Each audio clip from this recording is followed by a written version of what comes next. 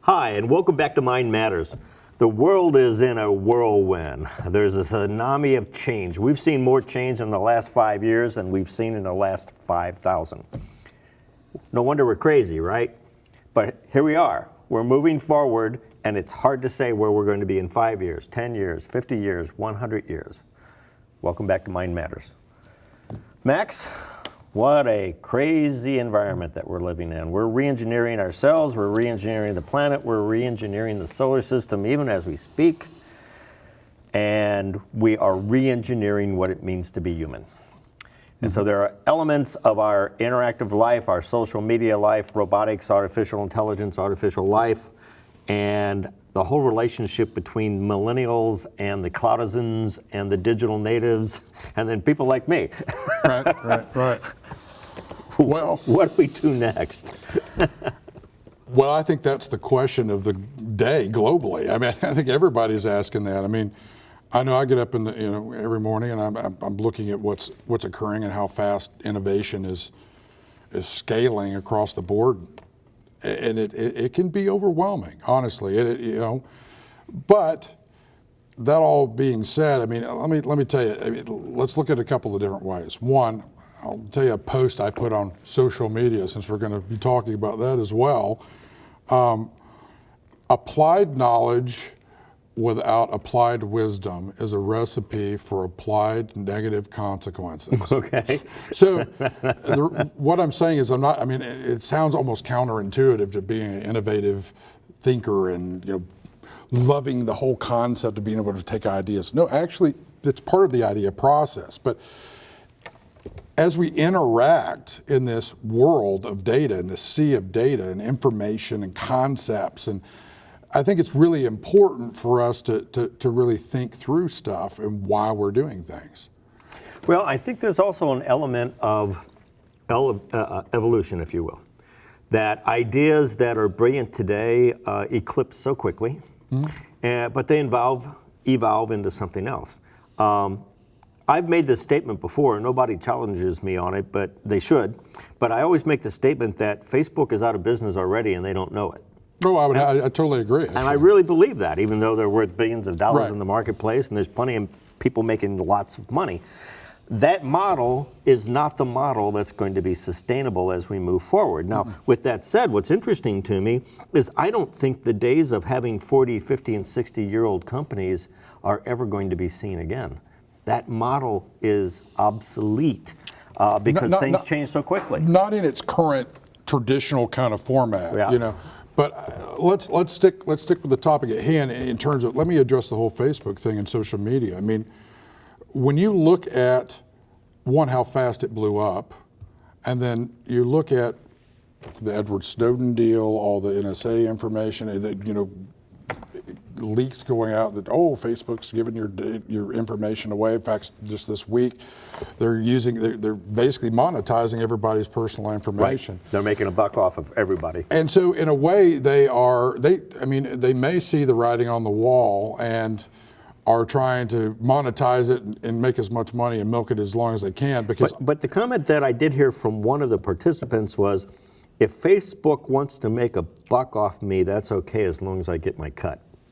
And I thought that was really pretty interesting, that people that are participating for free in Facebook would actually start getting checks. Well, the irony is Reddit's actually doing something like that. Right. So, and it gets back to looking at how things were, how they are, and how they Could be. Yeah. And I personally believe that the democratization of profit is also a function of the democratization of opportunity.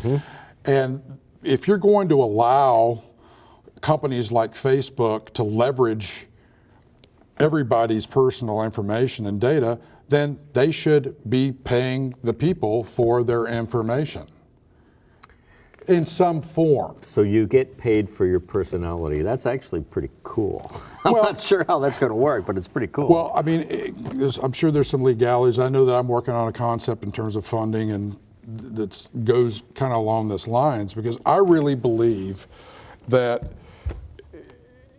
if you really want to engage people and get them to engage one another, there's nothing like people having skin in the game. There's nothing like having somebody go, you know what, I have a piece of that. I'm a part of that. Right. And that gets into the whole idea that, you know, the millennials are a perfect example. The millennials they're on the cusp of really changing how a lot of this stuff works, which is good in a lot of ways.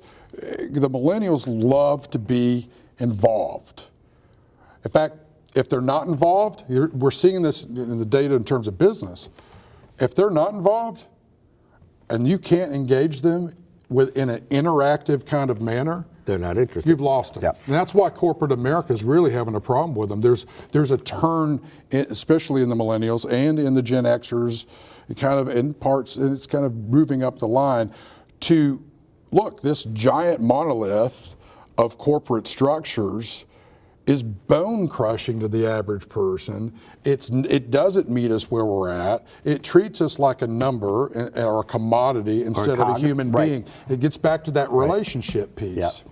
But it's interesting though. You mentioned millennials. Millennials still see themselves as individuals. Absolutely. Now, there was a study about 1.5 to 2 years ago now, and it was a technology study. It was a bandwidth utilization study, and it was really a pie in the sky projection of what does 4G, 5G, 6G, 10G, 100G begin to look like when bandwidth becomes faster and faster and cheaper and cheaper and cheaper. And part of the study, it was just a sidebar part of the study, they were interviewing a series of 8, 9, 10, 11-year-old little girls who are highly connected. So whatever social media they're using, whatever's trendy for them, whether it's Facebook or Twitter or Instagram or whatever it happens to be.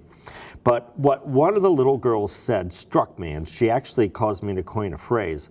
She said, when I don't have my phone, I don't know who I am.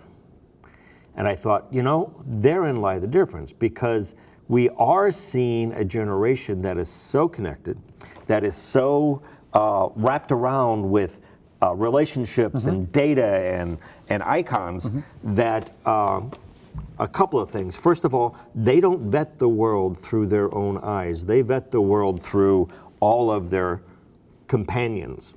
And seldom is there any adult supervision in this environment. And they don't see themselves as an individual. They would not dare make a decision without bouncing it off their network, so to speak. So I called them Cloudizens. They live in the cloud. Right. Now, I was trying to do some projection of what in the heck does that mean for politics? What does it mean for marketing, product development, interpersonal relationships? I don't know. Well, again, it goes back to what I was saying earlier. In terms of the millennials, they are very relational. They're the most relational than we've seen in a long time. Than any of the generations that are, which is amazing. Yeah. But you know, the problem is they've grown up in a digital sea where they're surrounded by data, and their interactions are almost always have a third party of technology between them, and that's isolating. It can be draining. It can have a negative effect, and I don't think a lot of people like to talk about that. But I'll give you an example. The very people that create the technology, in terms of how they teach their kids, they will not allow them to use technology, so they have to learn to interact. And this gets into one of the things that I know is a big deal for you, and we've discussed this in terms of media literacy. How do you interact with the digital world and remain an authentic, real person and have authentic and real relationships within that? Yeah. Because I don't think the current social media environment is facilitating that, and that carries over into your questions of how does that affect politics? How does that affect, do we want to live in an Orwellian society where everything is piped into us and we don't critically think? No, I don't think so. And I know the millennials don't want to live that way, but they've grown up in a world that they don't know anything different from the digital realm that they live in. Well, and where we are today, I think anybody would highly acknowledge that we're still on the cusp of some of the real power of this technology. I agree. We're going to have to take a break. We'll be right back. The digital age, we're all turning into zeros and ones. I think I'm a one. See you in a minute. I got no pulse, so losing.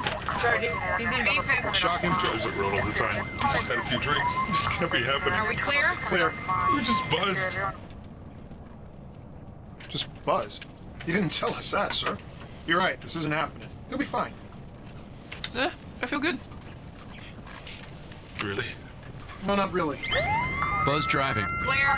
Maybe we should stop acting like it's no big deal. Shocking.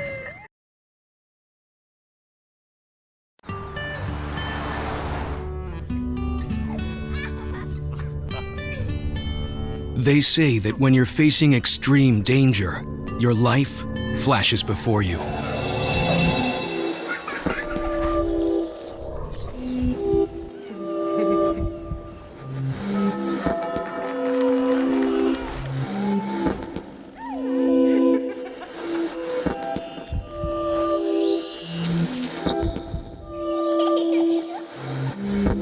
If you think that's sad, consider facing it before you even have enough life to flash before your eyes. Car crashes are a leading killer of children 1 to 13. Deaths and injuries can be prevented by using the right car seat. Visit safercar.gov/the-right-seat to know what is appropriate for each age and size. Look at me. Hey. Raymond, look at mommy. Maybe the light hurts his eyes. Maybe she's just not hungry. Maybe he can't hear us. Maybe we're not stimulating him enough. Maybe it's a phase.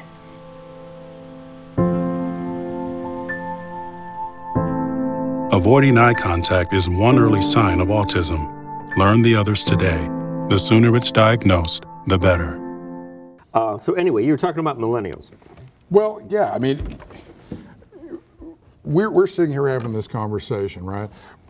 To me, it feels odd to have a conversation about the millennials without millennials being here. Right. And I think part of that is because I think in a lot of ways like millennials, more like millennials than I do other generations, Right.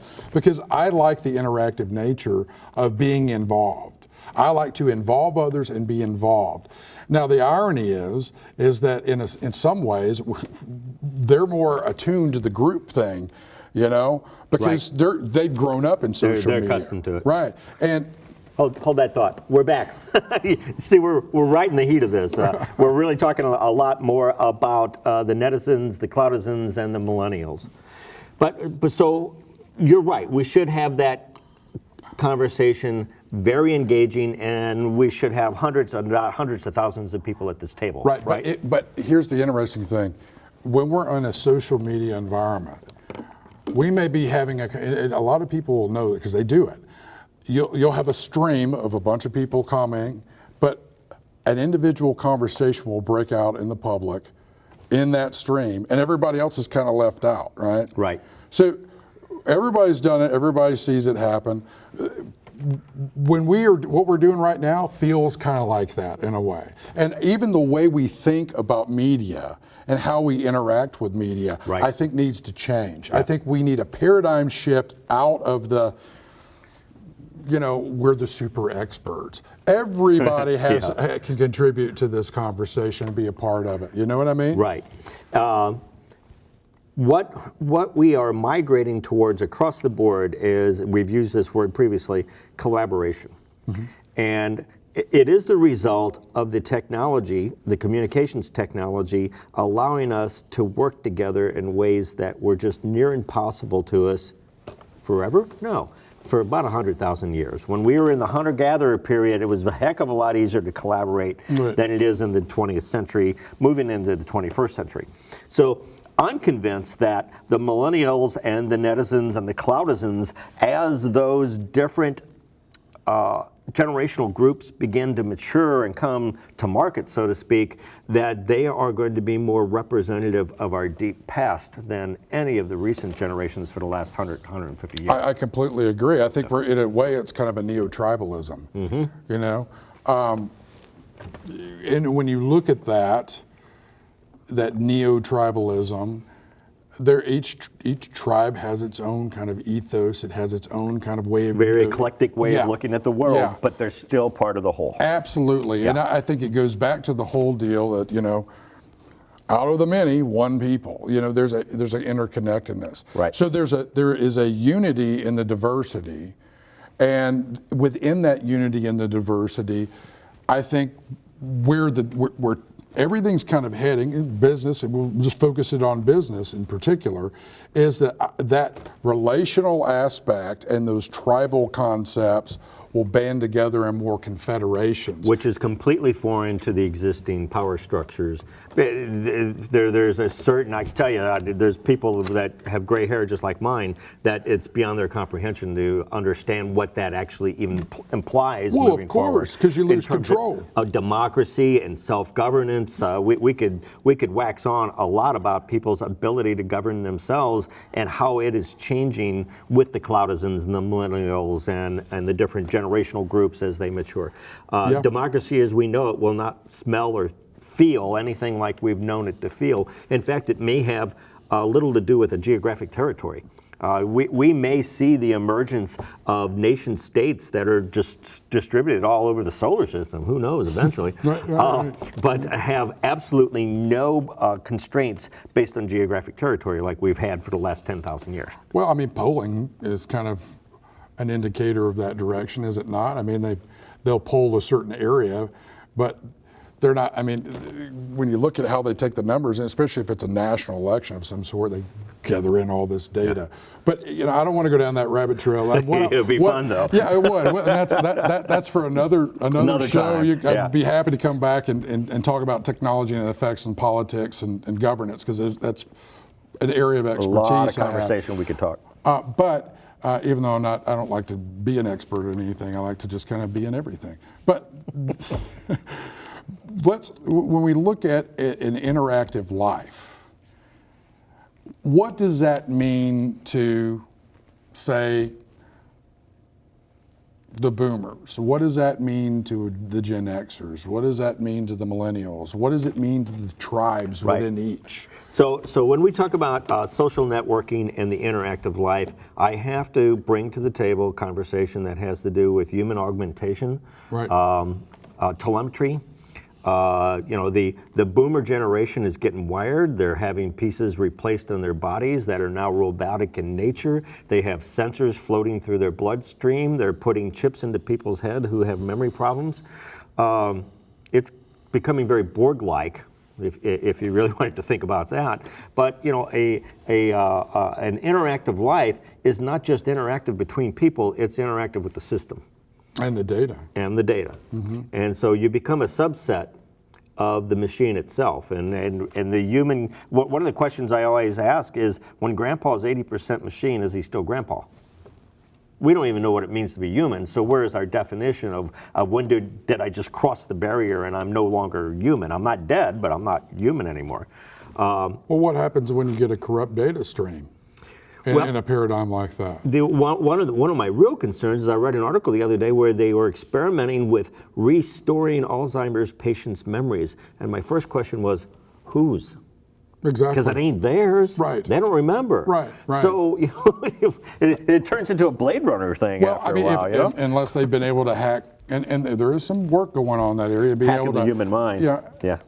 Access those memory banks and rewire around the damage to be able to get to them.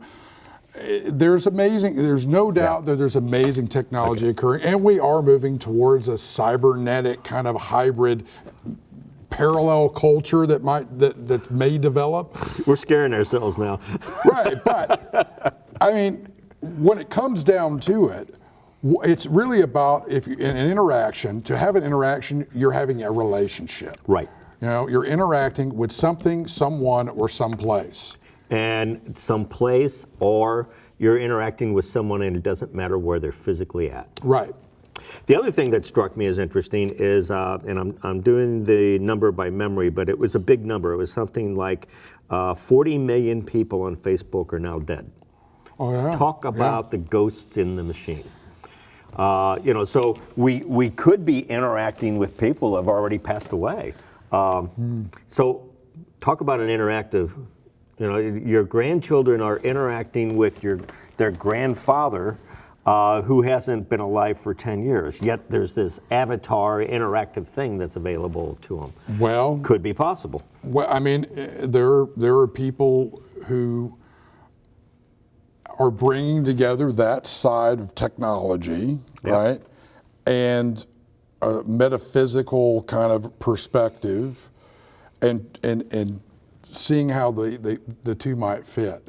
So let's identify what we've just basically said, that advanced interactive life technologies impact your relationship with each other, with machines, with your government, with your spirituality, with your belief system, and with the mass computer in the background. This stuff is touching every element of our life. It is, every absolutely. Element. It is, and that is the point of disruption. It's not, in the past you'd have certain areas where there'd be disruption, but never across every segment of society all at once, globally, in every generation. There's so many of us. That's right. There's 7 billion of us now, of which approximately, not quite, but approximately half of us are online. Yeah. That's not bad, considering 50 years ago, nobody was online. So it's really difficult to do any projection about the impact of the disruption that's actually in front of us. It could be a tsunami wave that just changes everything that is about us and what we define ourselves as being human. We don't know. What do you think the world's going to be like when the millennials are your age? Right. What is it going to be like? I don't think anybody really can imagine. Can even conjecture. Which is weird, because we've always been a forward-thinking species. Right. And we've always been able to dream these things up. But there's so many divergent paths, and there seems to be so much chaos going on that no one really can, there's not a unified kind of vision for where we're all heading. David Brin, a science writer and science fiction writer, said a couple of years ago that the reason science fiction is no good anymore is because nobody can project. It's just beyond their comprehension. Their imagination can't take them where all of it seems to be implying that we're going. And man, that's strange, because I would sit here and I would have to tell you, in all honesty, that if someone asked me to do some projections for 4 years out or 5 years out, I'd go, I don't know, man. That's a tough one. Well, give me 18 months, I might be able to do it. Well, and that again, that's we're fueling such exponential change that what gets lost oftentimes, and I think, you talk to the millennials, they'll be the first ones to tell you, is because they've grown up in almost a completely digital environment, that the first thing that gets lost is real relationships, the authenticity. Yep. And that authenticity is so important for healthy interaction, for a healthy interactive life.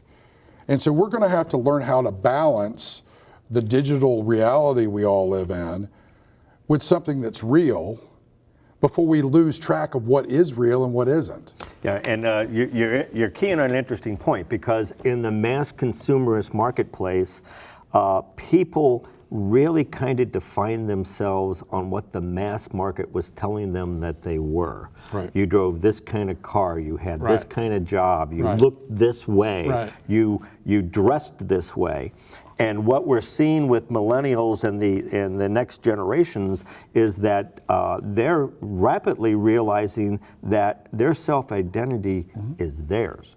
And so they're a lot more unique, they're a lot more interesting, I would grant you that, and they're a lot more independent in their thinking. So it's going to be fun. It's going to be a lot of fun. Yeah.